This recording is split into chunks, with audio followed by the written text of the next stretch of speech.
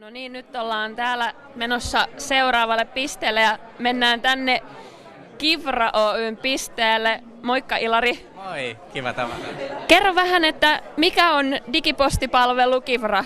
Me ollaan siis digipostipalvelu, eli kuluttajille halutaan olla palvelu, johon kaikki tärkeät asiakirjat ja dokumentit saa yhteen paikkaan ja luoda sitten Suomeen kestävämpi digiposti-infra, että lähettäjät eri sektoreilta voi tavoittaa omat asiakkaat ja kansalaiset yhdestä paikasta. No miksi digipostin kehittäminen on yhteiskunnalle hyväksi?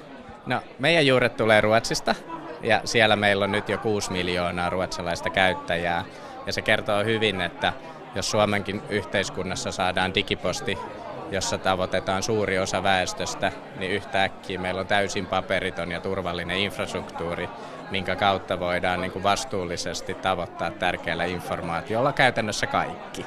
Ja se tukee sitten valtioa, se tukee kuntia, hyvinvointialueita, mutta ihan yhtä lailla kaikkia yksityisiä toimijoita. Ja samalla ne loppukäyttäjät, eli kuluttajat ja kansalaiset, pystyy oikeasti hallinnoimaan tärkeitä asioita yhdestä paikasta. No miten tämmöinen toimiva digiposti näyttäytyy tavallisen tallaajan arjessa?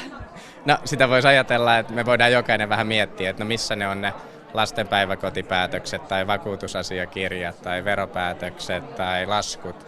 Ja löytyykö ne yhdestä paikasta? Mä lupaan, että aika moni kun miettii, niin ei löydy kyllä. Niin sitten kun Suomeenkin saadaan toimiva digiposti, niin käytännössä sit kaikki tärkeät dokumentit on yhdessä palvelussa helposti löydettävissä. Ja sä voit mennä sinne vaikka 3 vuoden päästä katsoa, että okei, tää oli se mun lapsen päiväkotipäätös tai tää oli se mun vakuutusasiakirjan sisältö, mitä mä tarvin vaikka sit sinne Kelalle tai vastaavaa. Että sitä se ratkaisi. No miten sitten julkisen sektorin toimijat? No julkiselle sektorille me nähdään jo nyt, että julkinen sektori esimerkiksi lähettää todella paljon paperia. Me tiedetään, että julkisella sektorilla on aika kovat kustannussäästöpaineet ja ajatellaan toistepäin sitten, että jos syntyy Suomeenkin se digiposti, joka tavoittaa suurimman osan väestöstä, niin heti sen jälkeen on se sitten kunnat, virastot, hyvinvointialueet, niin niillä on täysin paperiton tapa, kustannustehokas tapa yhdestä paikasta tavoittaa. Ja nyt Suomessakin ollaan sitten luomassa lakia, jossa käytännössä kansalaisille tulisi käyttövelvoite. Niin tosi tärkeää mahdollistaa semmoiset palvelut, että kansalaiset kokee tyytyväisyyttä niistä. Aika mahtavaa. Itsellä on ainakin kaikki paperit aina hukassa eri paikoissa, niin tää on ihan loistavaa. Hei, kiitos Ilari sulle. Kiitos paljon.